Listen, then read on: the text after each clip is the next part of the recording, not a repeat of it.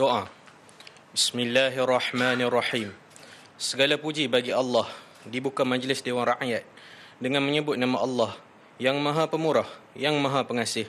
Kepadanya terpulang segala puji-pujian, kepada Rasul-Rasulnya selawat salam kehormatan, kepada sekalian orang yang taatkan Allah. Ya Allah, yang bersifat Maha Hikmah, limpah keadilan, yang menanggung kewajipan ke atas pemerintah dan ahli majlis pemesyuaratan bagi mentadbir maslahat masyarakat pergaulan, mudah-mudahan sentosa aman, makmur, limpah kebahagiaan meliputi sekalian penduduk negara Malaysia. Ya Allah, kami sekalian hamba-Mu yang diperkenan menjadi ahli Dewan Rakyat, menyempurnakan kewajipan yang diamanahkan, yang terutama bagi negara Malaysia, bagi rakyatnya sekalian. Ya Allah, berkat-Mu ke atas kami, berhimpun di pohon anugerahkan, taufik-Mu, hidayat-Mu, di pohon menyuluh memandukan, pada ketika kami berunding, menimbang bertukar fikiran, pada segala perkara yang dibentangkan, dengan saksama serta berkeamanan, menjunjung perintah dan kebesaran Allah. Mudah-mudahan berlebih-lebih keamanan, kemakmuran dan kesejahteraan bagi negara Malaysia serta penduduknya sekalian. Ya Allah, di pohon doa kami diperkenan. Amin. Ya Tuhan seluruh alam sekalian.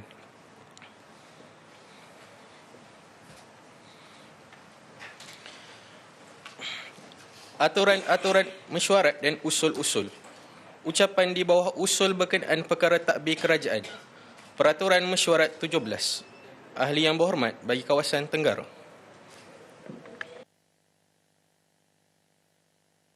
Bismillahirrahmanirrahim. Allahumma salli ala sayyidina Muhammad. Allahumma salli ala sayyidina Muhammad. Allahumma salli ala sayyidina Muhammad. Tuan Yang di-Pertua, sebanyak 12 TVET Collaboration Hub TCH yang mewakili 12 bidang tujahan telah diwujudkan dan merentasi 12 kementerian melalui Majlis TVET Negara. Watikah pelantikan daripada Yang Amat Berhormat Perdana Menteri bertarikh 1 Jun 2022 telah diserahkan kepada 12 TCH tersebut pada 20 Jun 2022 dalam Majlis Minggu TVET Negara di Shah Alam, Selangor.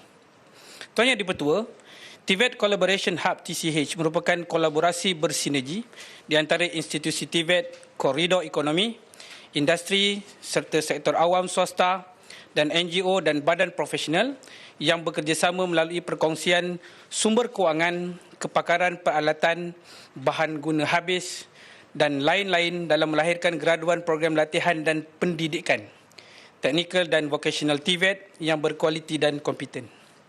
Ini merupakan satu inisiatif yang sangat praktikal dan pertama kali diwujudkan di Malaysia sebagai usaha menyusun dan menyelaras gerak kerja ke arah memperkasa TVET. Saya difahamkan bahawa Kementerian Ekonomi telah meluluskan peruntukan di bawah inisiatif rasionalisasi program TVET tersebut. Tuan Yang Pertua, di kesempatan ini Tenggara ingin mengajukan beberapa soalan terhadap pihak kerajaan Malaysia agar penjelasan lanjut dapat diberikan terhadap perancangan pihak kerajaan berkaitan TCH seperti berikut. 1.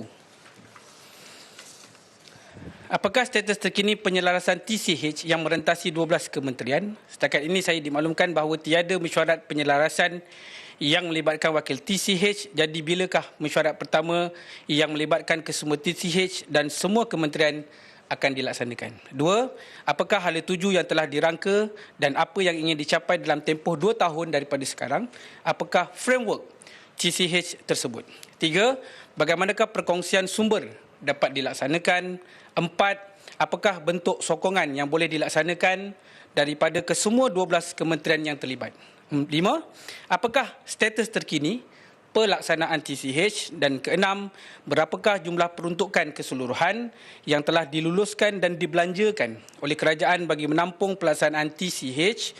Mohon disertakan segala perincian peruntukan mengikut TCH, jenis program dan kemajuan inisiatif TCH tersebut. Peralatan latihan TVET haruslah selari dengan perkembangan teknologi semasa. Antara kaedah perolehan peralatan ialah melalui sumbangan oleh pihak syarikat serta agensi, dan proses penerimaan dan penempatan sumbangan tersebut mengambil masa hampir setahun. Bagaimana pihak kerajaan dapat mempermudah prosedur tersebut menjadi lebih cepat supaya peralatan sumbangan dapat digunakan? Seberapa segera agar pelajar tidak ketinggalan dengan perkembangan teknologi, mohon disertakan prosedur aliran penerimaan sumbangan peralatan dan garis masa untuk setiap satu prosedur tersebut berserta syarat-syarat yang berkaitan jika ada. Apakah jaminan daripada pihak kerajaan bahawa TCH ini dapat diteruskan dan dikekalkan? Mohon pihak kerajaan menyenaraikan secara terperinci skop tugas dan struktur Majlis TVET Negara. Sekian, terima kasih. Minta Yang Berhormat Timbalan Menteri untuk menjawab. Terima kasih. Bismillahirrahmanirrahim. Assalamualaikum warahmatullahi wabarakatuh dan salam Malaysia Madani. Tuan Yang Dipertua, pertamanya saya ucapkan terima kasih kepada Yang Berhormat Tenggara atas keprihatinan beliau kepada isu TVET, khususnya kepada TCH, TVET Collaboration Hub. Saya akan mulakan banyak persoalan yang ditimbulkan. Saya akan mulakan dengan fungsi Majlis TVET Negara yang terkini.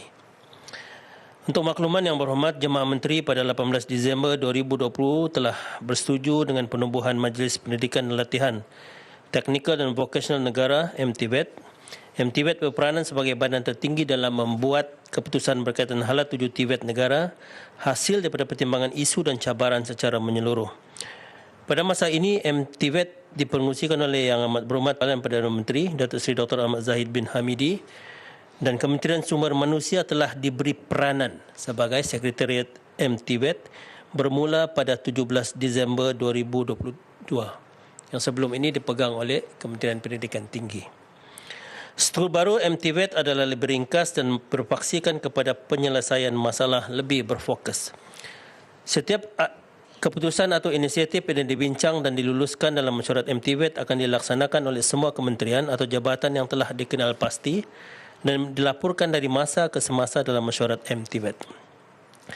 Bagi tahun 2023, sebanyak 3 mesyuarat MTVET telah dilaksanakan dan antara inisiatif yang telah dipersetujui antaranya pembangunan data raya TVET oleh Kementerian Sumber Manusia, perluasan kerjasama industri melalui pemeteraian Memorandum Kerjasama MOC, pembangunan single window permohonan program TVET ataupun kita kenali sebagai UP TVET oleh Kementerian Sumber Manusia yang kita baru lancar pada 30 Oktober yang lepas, pelaksanaan program asasi TVET oleh Kementerian Pendidikan Tinggi, perluasan penawaran program TVET seawal lepasan tingkatan 3 oleh Kementerian Pendidikan Malaysia, pelaksanaan program Academy in Industry oleh Perbadanan Produktiviti Malaysia Kementerian Ekonomi. Untuk makluman ahli yang berhormat, Mesyuarat Majlis TVET Negara bilangan 1 2022 pada 3 Februari 2022 telah membincang dan memperakukan pelaksanaan 3 inisiatif berikut bagi tujuan pemerkasaan TVET negara, iaitu pertama, penubuhan Badan Koordinasi TVET Kerajaan Industri dengan izin Government Industry TVET Coordination Body GITC oleh Kementerian Pendidikan Tinggi, pelaksanaan TVET Collaboration Hub TCH oleh Kementerian Pendidikan Tinggi, dan pelaksanaan penarafan tunggal program TVET oleh Kementerian Sumber Manusia. Jawapan seterusnya akan menjurus kepada TVET Collaboration Hub dan saya akan sebut sebagai TCH. Tuan Yang Dipertua, ingin saya maklumkan di sini bahawa cadangan pelaksanaan TCH oleh Kementerian Pendidikan Tinggi merupakan sebuah model ekosistem kolaborasi strategik melalui pengembangan potensi pusat kecemerlangan dengan izin Center of Excellence sedia ada antara institusi TVET, kerajaan dan industri melalui perkongsian sumber kepakaran, peralatan dan lain-lain yang berupaya menjadi pemacu kepada agenda pemerkasaan TVET negara. Ekosistem TCH ini terdiri daripada 4 komponen utama yang menjalankan fungsi tersendiri dalam menjayakan model TCH ini, iaitu hub merujuk kepada institusi TVET yang diiktiraf sebagai pusat kecemerlangan industri berdasarkan pencapaian, pengiktirafan dan kriteria yang ditetapkan oleh Kementerian Bertanggungjawab terhadap institusi tersebut. SPOK adalah institusi TVET yang masih belum diiktiraf sebagai pusat kecemerlangan industri dalam wilayah dan sektor ekonomi yang sama dengan hub. Enabler adalah pihak kerajaan, pihak berkuasa tempatan, agensi di bawah kementerian dan koridor ekonomi yang menentukan hala tuju dan bertindak sebagai koordinator kepada TCH. Dan yang akhirnya benefactor, merujuk kepada pihak industri termasuk badan peneraju industri, badan profesional, NGO dan sektor swasta lain yang bekerjasama menjayakan pelaksanaan TCH. Tuan Yang di-Pertua, mantan Yang Amat Berhormat Perdana Menteri pada 1 Jun 2022 telah menganugerahkan watikah pelantikan kepada 14 pusat kecemerlangan industri yang diiktiraf sebagai hub di dalam ekosistem TCH berdasarkan bidang-bidang tujahan masing-masing seperti yang disebut oleh OIB Tenggara tadi. Sebagai rumusan, terdapat 8 hub di bawah Kementerian Pendidikan Tinggi, 3 buah di bawah Kementerian Kemajuan Desa dan Wilayah dan masing-masing sebuah di Sabah dan Sarawak di bawah Kementerian Belia dan Sukan. Merujuk kepada perincian pelaksanaan TCH seperti yang disyorkan dan dilulus oleh Mesyuarat MTVET pada 3 Februari 2022, sebuah Joint Technical Working Group TCH ditubuhkan untuk menyelaras dan mengawal selia pelaksanaan TCH ini. Jawatankuasa ini akan dipengerusi oleh Ketua Pengarah Jabatan Pendidikan Politeknik dan Kolej Community JPPKK, Kementerian Pendidikan Tinggi serta dianggotai oleh Wakil Sektor Ekonomi, Wakil setiap hub dan Kementerian Ekonomi. Bagi tujuan penyelarasan lanjut pada masa hadapan, struktur dan keanggotaan JTWG TCH ini, Joint Technical Working Committee ini akan diteliti dan diperkemaskan semula bagi tujuan kelancaran ekosistem TCH ini. Dan ini akan dilaporkan dalam mesyuarat MTVET yang akan datang. Secara umumnya, fungsi dan bidang kuasa yang dipertanggungjawabkan kepada Joint Technical Working Group TCH adalah seperti berikut. Pertama, menentukan hadrat tuju dan matlamat TCH melalui penglibatan enabler, benefactor, hub and spoke berdasarkan garis panduan dan dasar yang sedia ada, meneliti, mempertimbang dan memperakukan hub baharu yang dicadangkan oleh kementerian masing-masing, mencadangkan penyelesaian isu-isu berbangkit di dalam pengoperasian TCH, dan yang keempat, menyelaras dan menyediakan pelaporan aktiviti TCH. Tuan Yang di-Pertua, TCH merupakan satu pendekatan baru melalui pengembangan peranan dan potensi hub melalui pusat kecemerlangan sedia ada yang memerlukan semua pemegang taruh memahami aspirasi pelaksanaannya.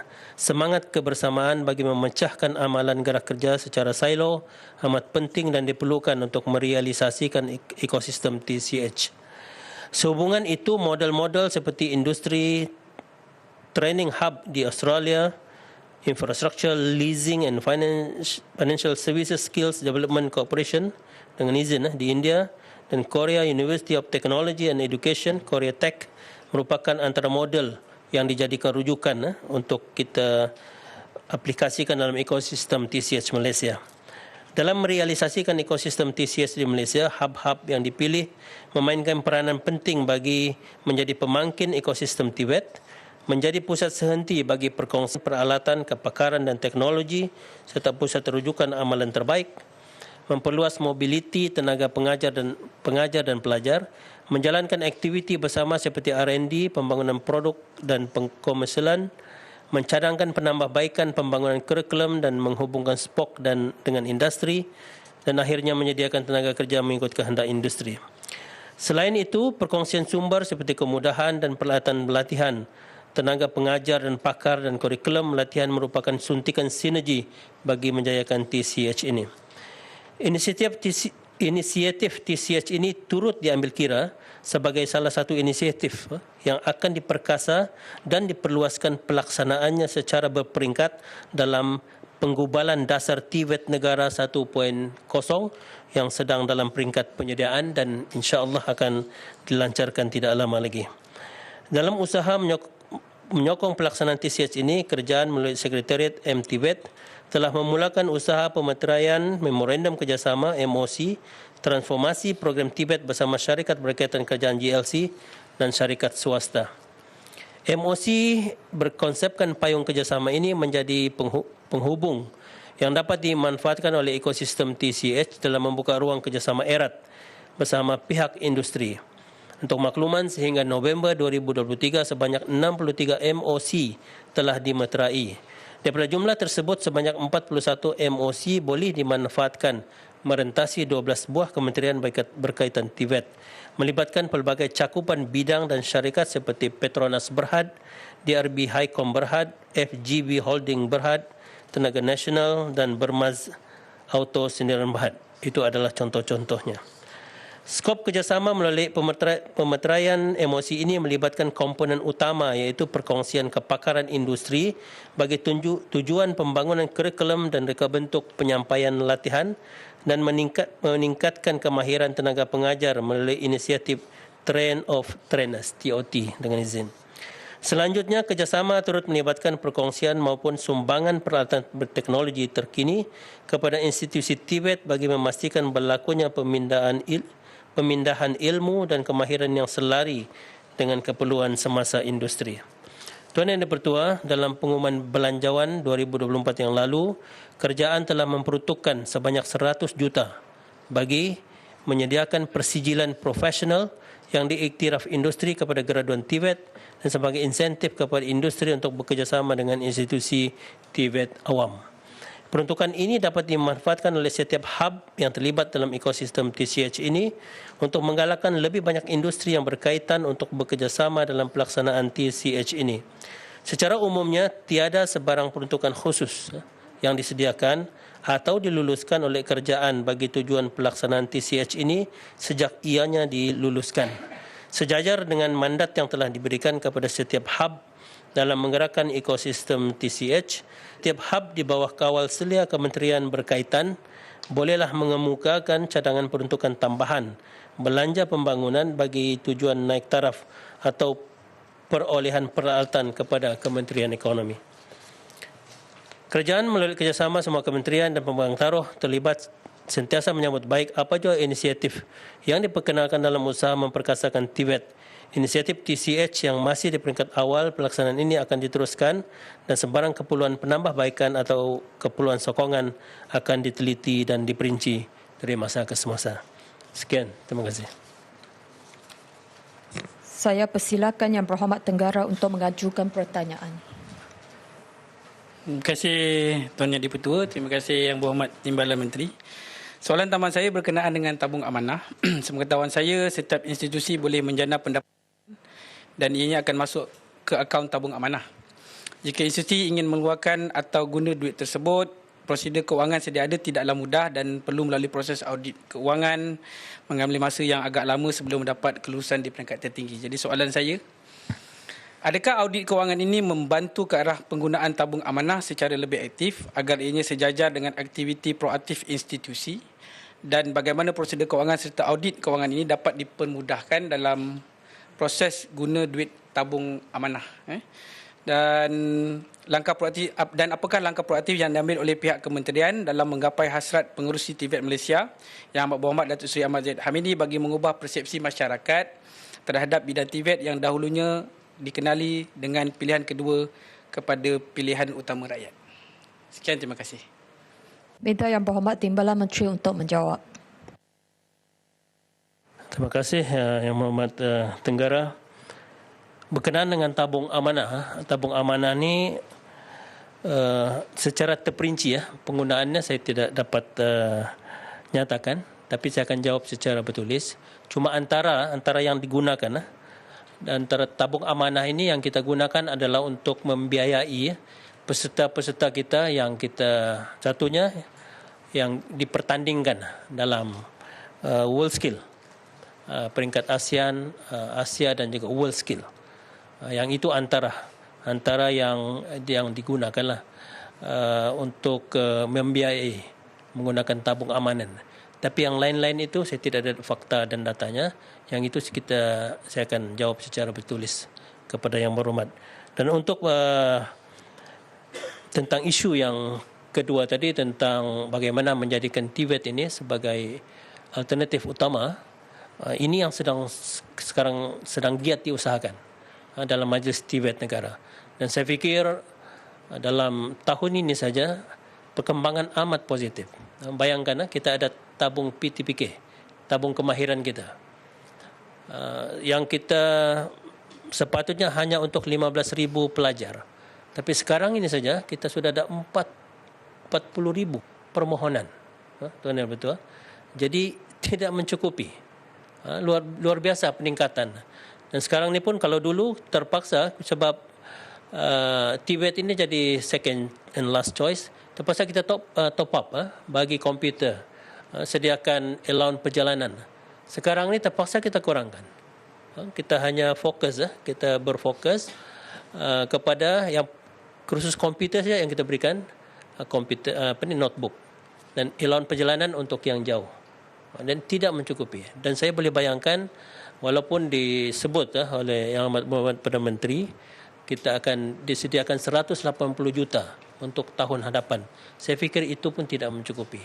Jadi saya fikir permulaannya disebabkan Yang Amat Berhormat Perdana Menteri sendiri telah mengangkat TVET ini. Dan timbalan Perdana Menteri Datuk Dr. Zahid Hamidi telah memastikan bahawa TVET ini sekarang ini menjadi game changer kepada negara ini. Jadi memang ini akan mengangkat TVET secara keseluruhannya, dan saya fikir saya tidak heran kalau kita punya cream student selepas ini akan masuk dalam TVET. Jadi kita perlu bersedia. Okey, terima kasih tuan-tuan. Ahli yang berhormat bagi kawasan Tenggara.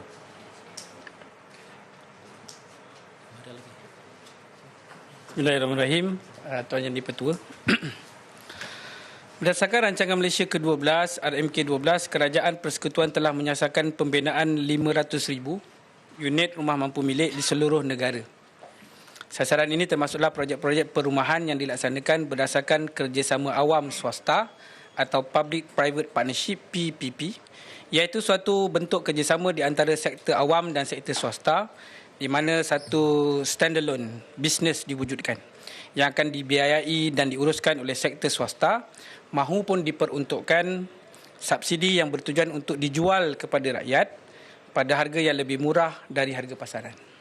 Tuan Yang di-Pertua, di kesempatan ini Tenggara ingin mengajukan beberapa soalan kepada Kementerian Pembangunan dan Kerajaan Tempatan agar penjelasan lanjut dapat diberikan terhadap perancangan pihak kerajaan berkaitan dengan projek perumahan mampu milik seperti berikut. 1. Apakah status terkini pembinaan rumah-rumah mampu milik di seluruh negara mengikut negeri? Mohon dipecahkan mengikut status pembangunan sama ada ia masih dalam perancangan, dalam pembinaan mahupun telah siap sedia dengan sijil layak menduduki CCC ataupun belum lagi menerima CCC. Kedua, berapakah jumlah peruntukan keseluruhan yang telah diluluskan dan dibelanjakan oleh Kerajaan Persekutuan bagi menampung kos pembinaan rumah mampu milik di bawah RMK-12 dan berapakah anggaran nilai kos tanah milik Pesuruhjaya Tanah Persekutuan PTP yang telah diguna pakai bagi membangunkan projek-projek perumahan mampu milik mahupun yang masih dalam perancangan. Mohon sertakan segala perincian mengikut agensi, jenis program perumahan dan dijawab hanya bagi projek perumahan untuk dibeli oleh rakyat kecuali program perumahan rakyat PPR. Dan ketiga, mohon pihak kerajaan menyenaraikan secara terperinci senarai projek-projek perumahan mampu milik yang telah diluluskan di dalam kawasan saya Parlimen Tenggara dan berapakah kos yang terlibat. Sekian, terima kasih. Minta Yang Berhormat Timbalan Menteri untuk menjawab.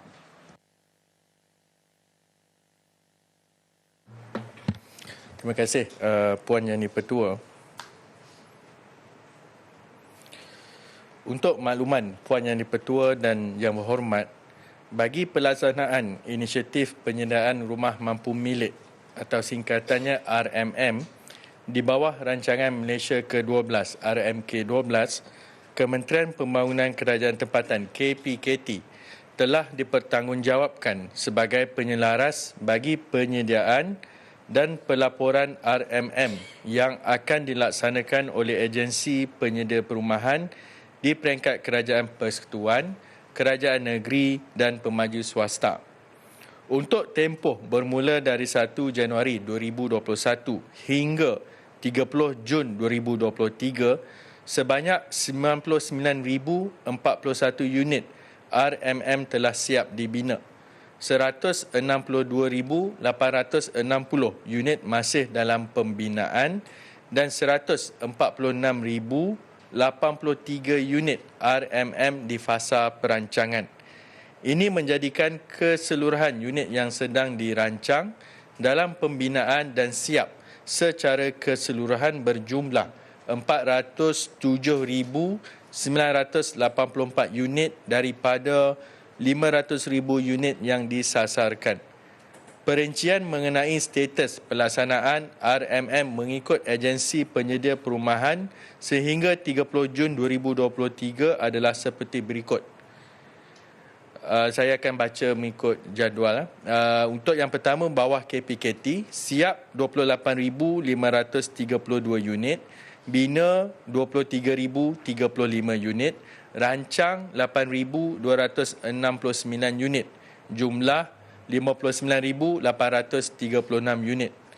Kerajaan Persekutuan iaitu agensi lain-lain tidak termasuk KPKT siap 24,037 unit, bina 39,464 unit, rancang 15,133 unit, maka jumlah 78,634 unit. Untuk kerajaan-kerajaan negeri, siap 36,689 unit, bina 49,514 unit, rancang 80,222 unit, jumlah keseluruhan 166,425 unit. Di pihak swasta, siap 9,783 unit, bina 50,847 unit, rancang 42,459 unit, jumlah 103,089 unit. Tenggara dera saya, so baca statistik. Di peringkat negeri pula, sehingga 30 Jun 2023, sebanyak 36,689 unit telah siap dibina, 49,514 dalam peringkat pembinaan dan 80,222 unit dalam perancangan. Ini menjadikan keseluruhan unit RMM yang sedang dilaksanakan di peringkat negeri sebanyak 166,425 unit. Pecahan mengikut negeri adalah seperti berikut. Johor siap 6,980, bina 3,269, rancang 11,470, total 21,719 unit. Kedah 160 siap, bina kosong, rancang 996, jumlah 1,156. Kelantan siap 78, bina 393, rancang 790, jumlah 1,261. Melaka 6,215 siap, bina 11,924, rancang 9,781, jumlah 27,920. Negeri Sembilan siap 5,167, bina 1,581, rancang 5,449, jumlah 12,197 unit. Pahang siap 1,726, bina 3,645, rancang 3,019, total 8,390. Perak 1,271 siap, bina 5,378, rancang 2,841, jumlah 9,490 unit. Perlis siap 279, bina kosong, rancang 1,545, total 1,824. Pulau Pinang siap 748 unit, bina 1,905, rancang 12,966, jumlah 15,619. Sabah siap 88, bina 250, rancang 1,985, jumlah 2,323. Sarawak siap 152, bina 370, rancang 1,027, jumlah 1,549. Selangor siap 12,915, bina 19,119, rancang 27,313, jumlah yang paling tinggi iaitu 59,347. Terengganu siap 910, bina 1,680, rancang 1,040, jumlah 3,630. Jadi secara ringkasannya siap tadi keseluruhannya 36,689, bina 49,514, rancang 80,222, jumlah 166,425. Seperti yang dimaklumkan, agensi penyedia perumahan terdiri daripada pelbagai peringkat, iaitu di peringkat persekutuan, negeri dan swasta. Untuk makluman, Puan Yang di-Pertua dan juga Yang Berhormat, terdapat 16 agensi penyedia perumahan di peringkat persekutuan di bawah 6 kementerian termasuk Jabatan Perdana Menteri. Agensi penyedia perumahan menggunakan pelbagai sumber peruntukan iaitu sama ada peruntukan pembangunan atau peruntukan agensi. Selain itu, lokasi termasuk jenis tanah, perincian dan jenis perumahan juga berbeza bergantung kepada dasar dan keperluan golongan sasaran penyedia perumahan. Dalam konteks KPKT, selain program perumahan rakyat ataupun ringkasannya PPR, agensi penyedia perumahan yang lain adalah Syarikat Perumahan Negara Berhad SPNB dan Perbadanan Prima Malaysia Prima. SPNB membangunkan Rumah Mesra Rakyat yang lebih dikenali sebagai RMR menggunakan peruntukan pembangunan persekutuan. Di bawah RMK 12, kos keseluruhan program RMR ini yang diluluskan adalah sebanyak 1.501 bilion atau lebih tepat 1,501,889,900. Bagi program RMR, ia dibangunkan di atas tanah sendiri atau tanah milik ahli keluarga yang diberi kebenaran. Bagi kediaman SPNB pula, di mana sasaran pembeli adalah golongan M40, SPNB seperti juga Prima menggunakan peruntukan di bawah portfolio masing-masing.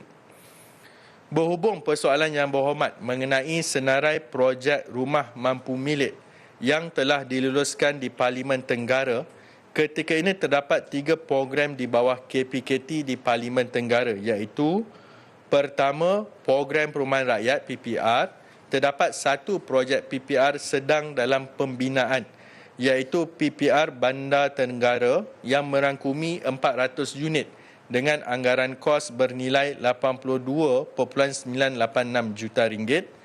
Kedua, Rumah Mesra Rakyat RMR. Di bawah program RMR terdapat 758 unit RMR telah siap dibina di Parlimen Tenggara dan 4 unit dalam pembinaan melibatkan kos sebanyak RM57.15 juta. Kos ini adalah termasuk subsidi sebanyak RM20,000 bagi setiap unit yang ditanggung oleh kerajaan. Ketiga, Prima mempunyai 1 projek iaitu residensi Kota Tinggi yang terdiri daripada 625 unit rumah teres dan telah pun siap dibina. Selaras dengan Matlamat Dasar Perumahan Negara, untuk menyediakan perumahan yang inklusif, berkualiti, mampu dimiliki dan berdaya huni, kerajaan sentiasa memberi komitmen yang berterusan dalam penyediaan perumahan mampu milik tanpa mengira secara sewaan atau pemilikan. Justru, bagi memastikan rakyat akan sentiasa mempunyai perlindungan selaras dengan konsep Shelter for All dengan izin, KPKT akan meneruskan kerjasama dengan kerajaan negeri untuk meningkatkan akses rakyat kepada perumahan yang berkualiti dan mampu dimiliki. Sekian, terima kasih Puan Yang di-Pertua. Saya persilakan Yang Berhormat Tenggara untuk mengajukan pertanyaan. Terima kasih Puan Yang di-Pertua dan Yang Berhormat Timbalan Menteri. Isu asas masalah rumah mampu milik ialah ketidakselarasan di antara permintaan dan penawaran. Di dalam keadaan penawaran berlebihan, tiada tindakan untuk memperlahankan permintaan itu menyebabkan ia menjadi lambakan. Walaupun berlaku lambakan rumah, harga rumah tetap tidak turun yang menjadi punca masalah harga rumah mampu milik inilah. Berdasarkan data dari Pusat Maklumat Harta Tanah Negara NAFIC, purata harga rumah pada 2010 ialah RM218,000 dan meningkat kepada RM450,000 tahun 2022, iaitu peningkatan sebanyak 106%. Soalannya, adakah terdapat sebarang perancangan daripada pihak kementerian bagi menetapkan harga siling rumah di Malaysia mengikut kategori dilaksanakan sebagai langkah untuk menyelaraskan kembali masalah harga rumah supaya ia sesuai dengan permintaan dan penawaran?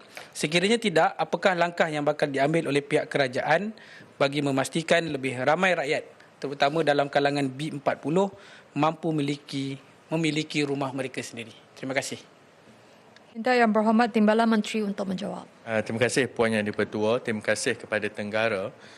Kebetulan juga saya telah menjawab dalam Dewan Rakyat pagi tadi berkaitan dengan perumahan yang tidak terjual atau yang dikenali sebagai overhang.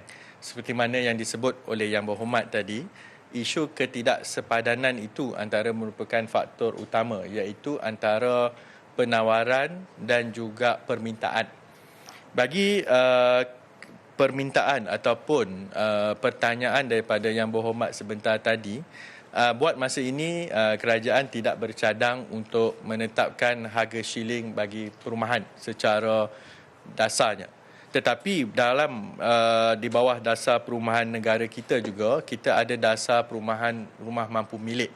Jadi di situ sememangnya ada ketetapan yang mana kerajaan menetapkan bahawa harga rumah mampu milik adalah pada paras RM300,000.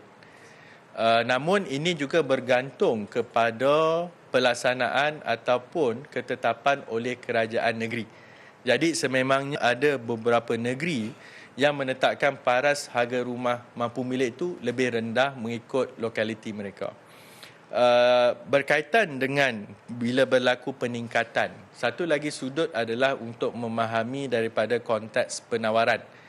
Di bawah dari segi kos yang perlu ditanggung oleh industri, di Dewan tadi saya jawab 3, cuma di sini sebab soalan Yang Berhormat lebih spesifik, saya cuba perincikan lagi. Berdasarkan maklum balas daripada pihak dalam industri dan juga daripada industri penyelidikan, institusi penyelidikan, adalah didapati harga rumah ini banyak dipengaruhi oleh pelbagai faktor, antaranya lokasi rumah, soal lokasi sama ada strategik dan sebagainya, kos pembinaan rumah, kos infrastruktur, kos tanah, kos pematuhan ataupun dengan izin compliance cost serta keuntungan pemaju.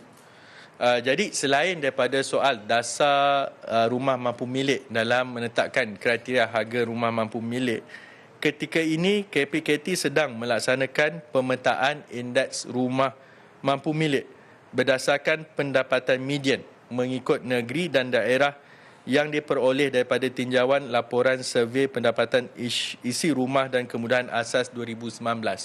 Seperti mana Yang Berhormat sebut tadi, satu sudut tadi dalam soal penawaran iaitu harga rumah yang dijual. Tetapi satu lagi faktor dari segi nak menetapkan harga rumah mampu milik ini yang diguna pakai di peringkat antarabangsa adalah berdasarkan pendapatan rakyat melalui kaedah gandaan median ataupun median multiple. Di sini sebab itu dari segi pemetaan sudah pasti berbeza dengan lokaliti juga pendapatan rakyat itu berbeza. Contohnya YB Kepong ataupun kawasan di wilayah persekutuan dan juga mungkin di kota tinggi harganya berbeza. Yang saya sebut dalam Dewan tadi sebagai contoh berdasarkan median ini, kalau di Alustar sebagai contoh, harga rumah mampu milik itu sekitar 170-180 ribu. Tetapi di Shah Alam mencecah 340 ribu.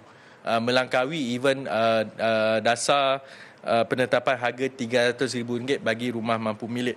Seterusnya, ketiga adalah kerajaan ketika ini sememangnya tengah ataupun menggalakkan pemaju untuk melaksanakan kajian kebolehlassanaan ataupun feasibility study bagi sebelum mereka memulakan sebarang pemajuan supaya tidak berlaku hartanah yang tidak terjual. Kerana kalau dirujuk, kalau Yang Berhormat rujuk lagi data daripada NAPIK, sebenarnya rumah yang tidak terjual itu across the board. Ada rumah yang di bawah RM300,000 juga yang tidak terjual, walaupun hakikatnya majoriti itu rumah lebih RM300,000 yang lebih banyak overhang, tapi I think about 25% itu masih sebenarnya rumah mampu milik tapi juga menghadapi cabaran untuk dijual. Dan seterusnya adalah untuk inisiatif tempoh jangka masa panjang adalah KPKT sedang membangunkan sistem analitis data raya ataupun big data analytics sebagai satu repository, sebagai sumber rujukan pelbagai pihak berkepentingan dalam sektor perumahan. Yang mana saya sebut juga dalam Dewan Utama bahawa data yang ada di bawah KPKT ini dari segi keseluruhan industri, selepas kita buat mapping, selepas kita tengok dari segi framework yang ada, sebenarnya ada sekitar hanya dalam 29%. Selebihnya itu terletak dalam industri. Contohnya, maklumat itu berada dengan pihak perbankan, yang mana maklumat itu tidak berada di bawah kementerian.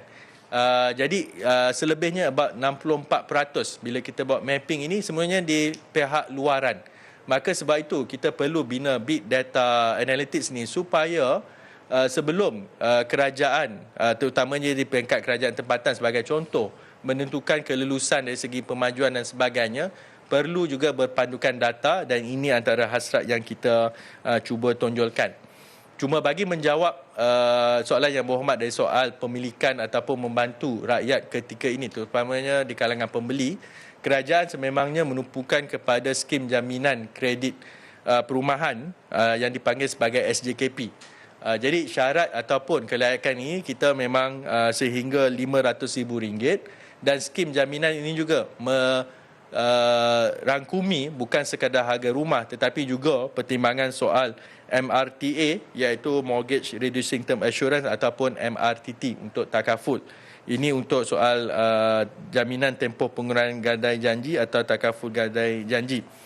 Dan untuk makluman, yang ini hanyalah terhad kepada rumah pertama, tetapi ianya tidak terhad kepada perumahan baharu semata-mata. Ini juga boleh digunakan untuk pasaran sedia ada ataupun subsale. Selebihnya saya rasa itu cukup menjawab persoalan daripada Yang Berhormat Tenggara. Terima kasih Puan Yang di-Pertua. Ahli Yang Berhormat bagi kawasan Kepong. Terima kasih Puan Yang di-Pertua. Puan Yang di-Pertua, menurut laporan Jawatan Kuasa Kira-kira Wang Tenggara (PAC) baru-baru ini, Kementerian Kesihatan Malaysia (KKM) dan Pharma Niaga Logistik Sdn Bhd (PLSB) menyalahkan satu sama lain berhubung 104 biji ventilator rosak yang mereka terima dari negara China pada tahun 2020. Sikap menduring jari antara KKM dan PLSB mengakibatkan proses mengambil tindakan undang-undang bagi mendapatkan ganti rugi untuk mesin yang rosak masih belum dapat dilaksanakan, dan tiada perjanjian kontrak yang ditandatangani antara kedua-duanya berhubung perolehan ventilator tersebut, menurut laporan PAC itu. Puan Yang di-Pertua, laporan PAC itu juga mendedahkan keterangan-keterangan saksi yang bercanggah, di mana seorang saksi mengatakan PLSB hanya menjadi forwarding agent dengan izin dan menjadi penerima dalam negara, tetapi seorang saksi lagi mengatakan PLSB telah membuat bayaran pendahuluan seperti yang dikehendaki oleh pembekal luar negara. Puan Yang di-Pertua, invoice dan resit rasmi adalah amalan biasa dalam urusan perniagaan. Lebih-lebih lagi yang melibatkan pembelian jumlah wang yang besar. Saya yakin pembekal ventilator di China itu ada mengeluarkan invoice dan resit rasmi setelah menerima pembayaran daripada PLSB. Soalan saya, invoice dan resit rasmi itu ditulis atas nama apa? Siapa? Invoice dan resit rasmi merupakan satu bentuk kontrak. PLSB berhak mengambil tindakan undang-undang terhadap pembekal ventilator jika nama invoice dan nama resit rasmi dikeluarkan atas nama PLSB. Puan Yang di-Pertua, selain daripada itu, saya minta KKM menerangkan pihak manakah yang membuat keputusan untuk membeli jenis model ventilator yang rosak itu daripada pembekal di China. Adakah keputusan itu dibuat oleh Menteri Kesihatan atau Kabinet pada ketika negara berada di bawah darurat kesihatan? Sesiapa yang membuat keputusan untuk memperolehi jenis model ventilator itu patut bertanggungjawab atas kegagalan 104 biji ventilator itu yang tidak berfungsi. Penjawat awam juga patut berhati-hati dengan penggunaan wang pembayar cukai dan tidak patut digunakan dengan sewenang-wenangnya. kerajaan perlu menyiasat punca sebenar perolehan 104 unit ventilator rosak itu tanpa melalui prosedur perolehan yang betul tetapi hanya melalui WhatsApp. Sekian, terima kasih. Minta Yang Berhormat Timbalan Menteri untuk menjawab. Terima kasih Puan Yang di-Pertua. Terima kasih Yang Berhormat Kepong atas satu soalan yang sangat baik. Berdasarkan minit mesyuarat Jemaah Menteri bertarikh 25 Mac 2020, Jemaah Menteri pada 25 Mac 2020 telah mengambil maklum bahawa terdapat keperluan bagi 800 unit ventilator, iaitu 300 unit untuk penggantian peralatan sedia ada dan baki 500 unit adalah keperluan tambahan yang baharu. Jemaah Menteri juga mengambil maklum bahawa Pharma Niaga Logistik Sdn Berhad PLSB telah membuat tempahan sebanyak 120 unit ventilator pada 24 Mac 2020 dengan negara China. Selaras dengan keputusan mesyuarat Jemaah Menteri bertarikh 25 Mac 2020 supaya KKM menyusul tindakan pembelian ventilator melalui PLSB, KKM telah meminta PLSB membantu KKM mendapatkan ventilator dari negara pengeluar. Bagi tujuan tersebut, KKM telah bersetuju meluluskan bayaran sebanyak 30 juta ringgit Malaysia kepada PLSB pada 25 Mac 2020. Ini adalah selaras dengan keputusan MOF bertarikh 25 Mac 2020. Bayaran pendahuluan ini adalah bagi pembekalan 500 unit ventilator untuk fasilitis kesihatan KKM dengan anggaran kos ringgit Malaysia 50 juta. Baki akan dibayar dengan PLSB selepas bekalan diterima oleh fasilitis kesihatan KKM. Perolehan ventilator ini dibuat berikutan keperluan yang amat mendesak pada ketika itu dan ventilator pada masa tersebut dikategorikan sebagai commodity item atau cash and carry method di negara pengeluar disebabkan situasi penularan wabak COVID-19 yang sangat meruncing pada ketika itu. Pergerakan keluar masuk ke negara China sangat terhad. Oleh yang demikian, penilaian spesifikasi peralatan telah dilaksanakan oleh pakar di KKM melalui aplikasi WhatsApp ke atas dokumentasi, brosur dan katalog yang dikemukakan oleh PLSB. PLSB telah mendapatkan 136 unit ventilator dan secara berfasa telah menghantar 136 unit ventilator tersebut ke fasilitis kesihatan KKM dengan kos sebanyak ringgit Malaysia 20,125,417 ringgit. Penghantaran ini mengambil masa yang agak panjang memandangkan permintaan dan persaingan yang sangat tinggi daripada negara Eropah dan Amerika Syarikat pada masa tersebut. Harga peralatan pada ketika itu telah meningkat secara mendadak sehingga 4 kali ganda daripada harga asal dan berdasarkan dengan konsep take it or leave it basis. Peralatan tersebut dihantar terus kepada fasilitis kesihatan KKM yang telah ditetapkan. Pemeriksaan dan pentauliahan dilaksanakan oleh fasilitis kesihatan masing-masing dengan kerjasama Syarikat Konsesi Perkhidmatan Sokongan Hospital PHH. Hasil pemeriksaan di fasilitis kesihatan mendapati bahawa terdapat perkara-perkara perlu diberikan perhatian yang melibatkan fungsi ventilator sebelum peralatan tersebut dapat digunakan ke atas pesakit. Pihak PLSB cuba berhubung dengan pengeluar ventilator. Walau bagaimanapun, dimaklumkan bahawa peralatan tersebut tidak boleh dipulangkan semula. Sehubungan itu, pihak PLSB telah mencadangkan peralatan tersebut dinaik taraf dengan anggaran awal sebanyak 2.9 juta ringgit Malaysia. Pihak PLSB telah memulangkan semula baki sebanyak 6,574,582 ringgit 37 sen kepada KKM pada 25 Jun 2020 selepas mengambil kira kos perolehan ventilator dan anggaran keperluan untuk menaik taraf ventilator berkenaan. Datuk Seri Dr. Chen Chow Min, mantan Ketua Setiausaha KKM ketika itu, dalam prosiding PAC bilangan 3/B 2023 bertarikh 22 Ogos 2023 memaklumkan bahawa berdasarkan kepada keperluan mendesak ventilator pada ketika itu, beliau sebagai pegawai pengawal bertanggungjawab membuat keputusan untuk membeli ventilator berkenaan apabila semua spesifikasi telah dipersetujui oleh pakar KKM serta pihak Majlis Keselamatan Negara dan Jemaah Menteri telah dimaklumkan.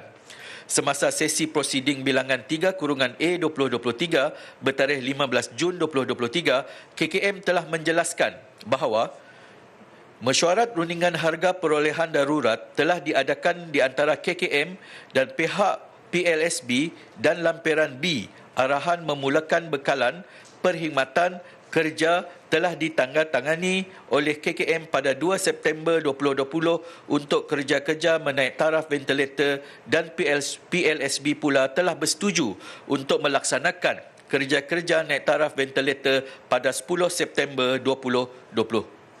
Tiada waranti semasa pembelian ventilator oleh PLSB pada Mac 2020.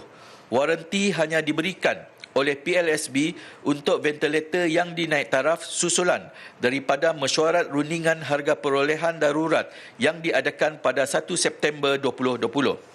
PLSB semasa sesi prosiding bilangan 3/D 2023 bertarikh 21 September 2023 memaklumkan bahawa PLSB tidak menandatangani sebarang kontrak dengan pembekal dan semua dokumen pesanan pembelian dan dokumen tersebut sebut harga menunjukkan bahawa waranti ventilator adalah antara kerajaan Malaysia dan pembekal. PLSB hanya bertindak menguruskan penghantaran ventilator ke fasilitis KKM dan membantu KKM menghubungi pengilang untuk menggunakan waranti ventilator yang tidak dapat digunakan. PLSB telah memaklumkan bahawa sebut harga, invoice dan bukti penghantaran bagi 136 ventilator ini wujud dan telah diserahkan kepada PAC semasa sesi prosiding bertarikh 21 September 2023. Berdasarkan kepada Perkeliling Pembendaharaan /Pengurusan Belanjawan PPPB 3.3 oleh Kementerian Kewangan Malaysia, tiada keperluan untuk menyedia dan menandatangani dokumen kontrak. Walau bagaimanapun, KKM telah mendapatkan pandangan MOF berhubung perkara ini dan maklum balas MOF pada ketika itu adalah bahawa KKM boleh menetapkan peraturan tata cara dalaman tertakluk kepada keperluan. Pihak MOF secara lisan memaklumkan secara dasarnya bagi pelaksanaan perolehan darurat tiada keperluan untuk menyediakan dokumen kontrak memandangkan perolehan perlu dilaksanakan dengan segera dan penyediaan kontrak akan mengambil masa yang lebih lama.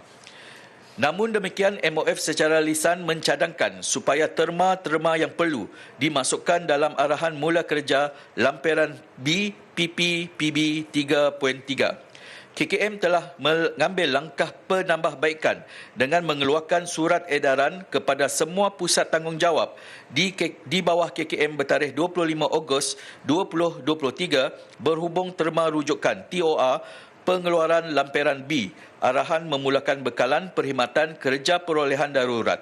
TOR ini menggariskan bahawa bagi memastikan hak kerajaan terpelihara walaupun perolehan dilaksanakan secara perolehan darurat, pegawai pelaksana hendaklah memastikan terma-terma berikut disertakan sebagai lampiran tambahan kepada lampiran B, memulakan bekalan perkhidmatan kerja iaitu obligasi perolehan, terma penghantaran, waranti, penalti, penggantian bagi bekalan perkhidmatan yang tidak memenuhi spesifikasi ataupun rosak dan pembayaran. Itu jawapan daripada pihak KKM, Puan Yang di-Pertua. Saya mempersilakan Yang Berhormat Kepong untuk mengajukan pertanyaan. Terima kasih Puan Yang di-Pertua. Kalau tak silap saya dengar invoice dan resit rasmi daripada pembekal dikeluarkan atas nama Farma Niaga Logistik Sdn Bhd POSB. Jadi soalan pertama saya, mengapa POSB tidak mendasarkan invoice dan resit yang terima mengambil tindakan undang-undang terhadap pembekal supplier di negara China itu? Yang kedua, kerajaan Malaysia KKM tidak patut menerima sikap yang lepas tangan, tidak bertanggungjawab daripada syarikat Fama Niaga Logistik Sdn Bhd ataupun sikap yang sama daripada pembekal ventilator itu daripada negara China. Saya minta kerajaan Malaysia atau KKM mengambil tindakan yang tegas terhadap POSB ataupun pembekal ventilator itu daripada negara China. Tindakan yang saya showkan adalah tindakan blacklist syarikat Fama Niaga ataupun pembekal ventilator daripada negara China daripada terus berulus niaga dengan kerajaan Malaysia ataupun KKM, dan juga saya minta kerajaan Malaysia mendapat bantuan daripada counterpart di China, Kementerian Kesihatan di negara China ataupun Jabatan Kesihatan di negara China ataupun bantuan daripada kedutaan China di Malaysia untuk mengambil tindakan blacklist nama syarikat China yang membekalkan ventilator daripada pasaran China dan juga pasaran dunia, termasuk denda, penalti dan sebagainya. Terima kasih. Minta Yang Berhormat Timbalan Menteri untuk menjawab. Terima kasih Puan Yang di-Pertua. Satu pandangan yang sangat baik daripada Yang Berhormat Kepong, terutama sekali berkenaan tentang pembekalan ataupun sos utama daripada China itu haruslah diambilkan tindakan. Walaupun demikian, saya perlu tegaskan ketika COVID tersebut kita pakai arahan-arahan kerajaan yang membenarkan perolehan yang dibuat melalui proses darurat yang menyebabkan beberapa perkara mungkin terlepas pandang, dan disebabkan itulah kami telah telah membaca show yang diajukan oleh PAC, dan kami sedang dalam proses untuk menjawab show ini yang telah diberikan oleh PAC dalam tempoh 2 bulan untuk menjawab. Dan juga di dalam show tersebut kami melihat walaupun berlakunya proses darurat pada masa-masa yang akan datang, kita akan mengambil kesilapan-kesilapan yang telah dibuat, terutama sekali dalam ucapan Yang Berhormat tadi mengapa pihak kementerian berurusan melalui WhatsApp. Kita perlu memastikan bahawa medium-medium untuk kita berhubung adalah merupakan satu medium yang sekurang-kurangnya digazetkan secara rasmi melalui email, percakapan lisan yang diminitkan ataupun penggunaan telefon bimbit melalui aplikasi yang dibenarkan oleh pihak MOF dan juga pengurusan KKM. Dan juga berkenaan tentang tindakan daripada KKM, untuk maklumat Yang Berhormat Kepong, kami telah mengemukakan notis tuntutan bayaran balik kepada Fama Niaga Logistik Sdn Bhd secara serahan tangan pada 13 September 2023 yang lepas, di mana kami telah memberikan tempoh 14 hari untuk maklum balas dan juga membuat bayaran berjumlah sebanyak RM15,471.35 kepada pihak kerajaan. Maksudnya kita minta tuntutan kepada PLSB untuk membayar balik. Walaupun demikian, PLSB telah membuat maklum balas kepada KKM supaya kami menarik balik notis tuntutan tersebut, dan pihak PLSB bersedia untuk berunding menyelesaikan baki pembayaran projek penaik tarafan ventilator sebanyak RM1,055,380.01 kepada PLSB.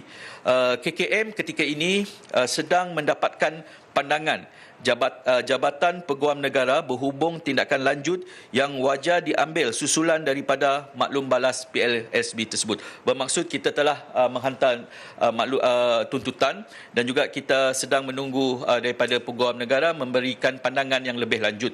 Dan juga selain daripada itu, mungkin kami akan menggunakan show yang telah dicadangkan oleh Yang Berhormat Kepong, bagaimanakah untuk sekurang-kurangnya kita jelas melihat di manakah punca masalah tersebut, dan juga kita dapat menghalang transaksi masa depan yang silap ataupun pembekal-pembekal yang tidak kompeten membekalkan peralatan. Dan juga untuk maklumat Yang Berhormat Kepong, sememangnya peralatan tersebut dikatakan rosak adalah tidak semua peralatan itu rosak. Sebahagian besar peralatan tersebut apabila pakar-pakar daripada KKM mendapati spesifikasi itu adalah bersesuaian pada ketika itu.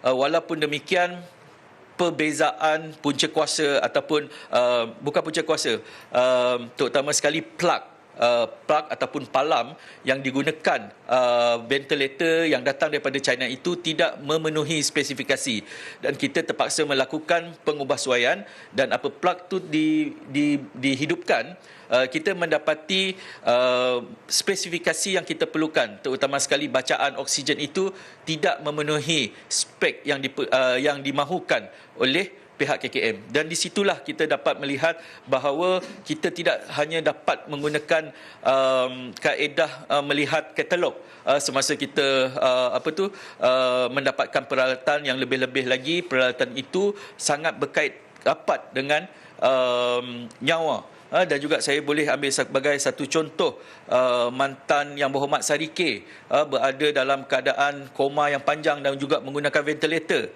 Yang Berhormat Kota Semarahan ketika ini, Timbalan Menteri juga pernah menggunakan ventilator, dan juga ventilator itulah yang membantu dan juga membolehkan mereka terus bernyawa sehingga kini. Dan saya berharap agar kami dapat menjawab show-show yang diberikan oleh PAC dan juga memperbetulkan supaya kerajaan Madani yang dipimpin oleh Yang Amat Berhormat Perdana Menteri sekarang tidak melakukan kesilapan yang berulang di bawah Kementerian Kesihatan. Itu jawapan daripada kami KKM. Terima kasih Puan Yang Di-Pertua. Terima kasih Wabil Kepong. Ahli Yang Berhormat bagi kawasan Kepong. Terima kasih kepada Timbalan Menteri atas jawapan yang cukup bagus, dan Puan Yang Di-Pertua. Seterusnya, tajuk ucapan saya adalah kebajikan gelandangan yang sakit mental. Puan Yang Di-Pertua, golongan gelandangan yang mengalami masalah mental adalah golongan yang paling memerlukan bantuan, kerana bantuan dan fasiliti kerajaan yang sedia ada masih kurang lengkap. Seringkali pusat khidmat parlimen saya dikunjungi oleh orang awam yang berasa sulit untuk mendapatkan bantuan bagi golongan gelandangan yang menghidap sakit mental ini. Acap kali mereka ditolak ke pelbagai agensi kerajaan yang kekurangan sumber atau tidak mempunyai amalan yang terbaik dalam mengendalikan isu ini. Sebagai contoh, pihak polis tidak akan bertindak jika gelandangan tersebut tidak berkelakuan ganas dan tidak mendatangkan kekecewaan kepada orang awam. Pihak hospital kerajaan pula tidak akan memberi perkhidmatan ambulans jika mereka tidak mengalami sebarang kecederaan. Pihak Jabatan Kebajikan Masyarakat dan Kementerian Kesihatan Malaysia juga tidak dapat memberi bantuan kepada mereka sekiranya mereka tidak mempunyai tempat tinggal, alamat dan kad pengenalan. Puan Yang Di-Pertua, pada hakikatnya kesemua golongan gelandangan bermasalah mental tidak mempunyai kad pengenalan bersama mereka oleh sebab-sebab yang jelas dan ketara. Justeru, saya ingin minta kaedah-kaedah holistik daripada kerajaan, terutamanya Kementerian Kesihatan Malaysia, agar golongan ini dapat diberi perhatian, bantuan kesihatan serta perkhidmatan peri kemanusiaan yang diperlukan. Kerajaan perlu mengambil tanggungjawab dalam menjaga kebajikan mereka, memastikan mereka tidak terpinggir dan mencegah situasi ini daripada menjadi lebih buruk. Sekian, terima kasih. Minta Yang Berhormat Timbalan Menteri untuk menjawab. Terima kasih Puan Yang Di-Pertua. Isu individu gelandangan yang menghidapi penyakit mental merupakan suatu isu yang perlu ditangani secara bersepadu oleh pelbagai pihak, bukan sahaja melibatkan KKM, tetapi lain-lain agensi kerajaan dan juga pihak kerajaan negeri. Di pihak KKM, kami sedar dan memandang serius perkara ini, di mana polisi KKM adalah KKM memberi rawatan kepada semua pesakit tanpa diskriminasi terhadap latar belakang mereka. Justru, mana-mana individu yang mengalami masalah kesihatan, termasuk mereka yang mengalami masalah ataupun penyakit mental, termasuk mereka tidak dinafikan hak untuk mendapatkan rawatan. Ini termasuklah juga bagi gelandangan yang dibawa ke hospital atau mana-mana fasilitis kesihatan untuk mendapatkan rawatan kesihatan. Bagi individu yang dikenal pasti mempunyai penyakit mental dan yang berada di dalam keadaan akut, contohnya seperti mengalami psikosis, mereka akan dimasukkan ke hospital untuk rawatan lanjut. Manakala pesakit mental yang telah menerima rawatan di dalam ward dan telah stabil, mereka akan di-discharge kepada keluarga dan kembali ke komuniti. Sama seperti pesakit yang mengalami penyakit kronik yang lain. Pesakit mental yang telah discharge namun tidak mempunyai tempat tinggal, ia menjadi satu isu kebajikan dan sosial dan memerlukan satu pendekatan bersepadu untuk ditangani.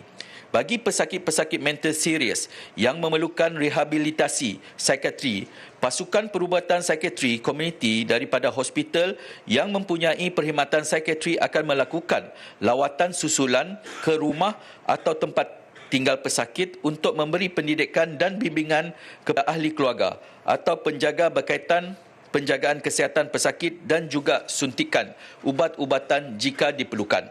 Pesakit mental juga perlu menghadiri rawatan susulan ke klinik pakar psikiatri di 62 buah hospital atau klinik kesihatan secara berkala bagi memantau tahap kesihatan penyakit mental sehingga sembuh.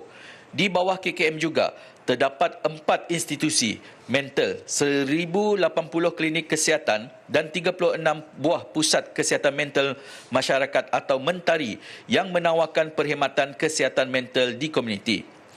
Tuan Yang di-Pertua, masalah sosial seperti tiada pekerjaan, tidak diterima oleh ahli keluarga, faktor kewangan dan stigma terhadap pesakit mental itu sendiri, masalah penyalahgunaan dadah ataupun substan adalah di antara faktor menyebabkan gelandangan berpenyakit mental terus bergelandangan di jalanan. Bagi menyediakan kebajikan dan tempat tinggal untuk gelandangan mental ini, KKM berpandangan bahawa satu usaha bersepadu pelbagai pihak berkepentingan seperti pihak berkuasa tempatan, PBT, Majlis Pembandaran, badan-badan bukan kerajaan, NGO, JAKIM melalui zakat, Jabatan Kebajikan Masyarakat dan Kementerian Kesihatan Malaysia perlu dilakukan secara bersama di setiap negeri. Contohnya seperti Supported Housing Share Project di Johor Bahru di bawah Majlis Perbandaran Johor Bahru dan kerjasama pelbagai agensi termasuk KKM di mana beberapa unit rumah PPRT dengan kadar sewa minimum disediakan bagi gelandangan mental OKU mental yang boleh bekerja dan diperkasarkan melalui program sokongan pekerjaan. Yang kedua adalah pelaksanaan Rumah Minda Ceria RMC Seremban di bawah pihak berkuasa PBT, Exco Kerajaan Negeri serta kerjasama pelbagai agensi lain termasuk KKM di mana gelandangan mental ditempatkan sementara dan rehabilitasi sokongan pekerjaan serta rawatan berkala dapat diteruskan. Sekian, terima kasih. Saya persilakan Yang Berhormat Kepong untuk mengajukan pertanyaan. Terima kasih Timbalan Menteri. Puan Yang di-Pertua, saya cuma ada satu permintaan yang khusus untuk seorang pesakit mental. Untuk tempoh kemungkinan 10 tahun yang lalu sehingga hari ini, terdapat seorang pesakit mental yang separuh bogey, maksudnya tidak memakai baju di sebelah pekalangan parlimen. Tempat dia berada di tepi jalan masuk ke parlimen dari jalan Tunku Abdul Halim. Saya rasa semua yang berhormat pernah nampak dia tiap-tiap hari. Pagi tadi saya pun nampak dia di sana. Dia duduk di tepi jalan, tidak pakai baju, tiap-tiap hari ada di sana. Saya rasa dia seorang pesakit mental. 10 tahun di sana, kerajaan sekarang tidak memberi apa-apa bantuan kepada beliau. Jadi hari ini saya dah minta KKM atau mana-mana agensi untuk memberi bantuan yang beliau perlukan, rawatan perubatan yang beliau perlukan atau meletakkan beliau di satu tempat yang lebih sesuai. Itu saja. Terima kasih. Minta Yang Berhormat Timbalan Menteri untuk menjawab. Betul Yang Berhormat YB Kepong.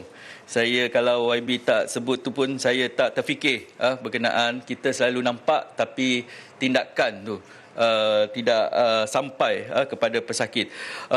Ketika ini Yang Berhormat YB Kepong dan juga Tuan Yang di-Pertua, kita tidak mempunyai definisi gelandangan yang jelas. Apakah maksud gelandangan dan juga apakah skop-skop yang boleh membolehkan gelandangan tersebut mendapat bantuan yang terperinci. Sebagai contoh, sekiranya pada ketika COVID-19 kita telah mengumpul banyak gelandangan-gelandangan dan juga ditempatkan di suatu fasilitis oleh pihak KKM dan juga JKM. Dan juga kita dapati tidak kesemua gelandangan-gelandangan tersebut mempunyai masalah mental kerana ketika COVID ada yang menjadi gelandangan akibat ekonomi dan juga ada yang menjadi gelandangan kerana tidak mempunyai tempat tinggal yang statik dan juga sebahagian kecil dalam lingkungan 5% ke 10% memang jelas mereka adalah merupakan gelandangan menjadi gelandangan akibat masalah mental tersebut. Dan juga ada sebahagian pesakit-pesakit mental ini mempunyai tempat tinggal yang kukuh tetapi tidak dapat mengurus kehidupan sendiri. Dan juga pesakit mental yang kritikal ini juga bukan hanya menghidapi penyakit mental health dengan izin, tetapi ada juga yang mempunyai mental health ini mempunyai penyakit-penyakit NCD seperti diabetik, kencing manis dan macam-macam lagi, dan juga mereka perlukan perhatian tetapi tiada sesiapa yang dapat membantu mereka. Dan juga apabila kita saring dan juga kita dapati pesakit ini mempunyai masalah mental, mereka juga tidak mempunyai fasilitis untuk ditempatkan kerana kita tidak mempunyai mekanisme long stay unit untuk di hospital. Dan juga ketika ini hospital kerajaan menghadapi masalah banyak pesakit-pesakit ini sengaja ditinggalkan. Dan juga saya agak berfikiran agak wajar sekiranya ahli keluarga yang meninggalkan pesakit ini dengan sengaja di fasilitis kerajaan seperti hospital perlu dikenakan tindakan ataupun kaunseling daripada pihak-pihak tertentu untuk memastikan mereka dapat membantu keluarga mereka untuk keluar daripada fasilitis, kerana fasilitis itu perlu diisi dengan pesakit-pesakit yang lebih kritikal. Juga selain daripada itu, penyakit gelandangan yang tidak dapat menguruskan diri seperti yang berlaku disebut oleh YB Kepong itu, seperti jawapan saya tadi, kita memerlukan kerjasama agensi, pelbagai agensi dan juga kerjasama dengan NGO. Kita tidak boleh mengambil satu tindakan hanya populis untuk viral pesakit tersebut tetapi pesakit-pesakit lain masih ditinggalkan. So maka saya rasa kami KKM mengambil maklum dan juga akan duduk bersama dengan kementerian-kementerian yang lain untuk memperincikan apakah kaedah mekanisme yang terbaik selepas kami melakukan saringan didapati mempunyai masalah mental, ke manakah institusi yang dapat menerima, dan juga institusi-institusi ini mesti bersedia dengan memberikan komitmen jangka panjang, dan juga kami di pihak KKM bersedia untuk memberikan kepakaran kepada NGO dan juga kementerian-kementerian lain bagaimana untuk kita melakukan saringan dan kaedah penjagaan yang bersesuaian dan juga mendapatkan rawatan yang sebaik mungkin untuk sekurang-kurangnya gelandangan-gelandangan ini tidak kembali semula kepada gaya hidup yang ada sekarang. Sekian, terima kasih. Ahli-ahli yang berhormat, dengan itu tamat sesi ucapan di bawah usul berkenaan perkara takwil Kerajaan Peraturan Mesyuarat 17 pada hari ini. Kemas hari ini ditangguhkan sehingga hari Khamis 16 November 2023 jam 2.30 petang.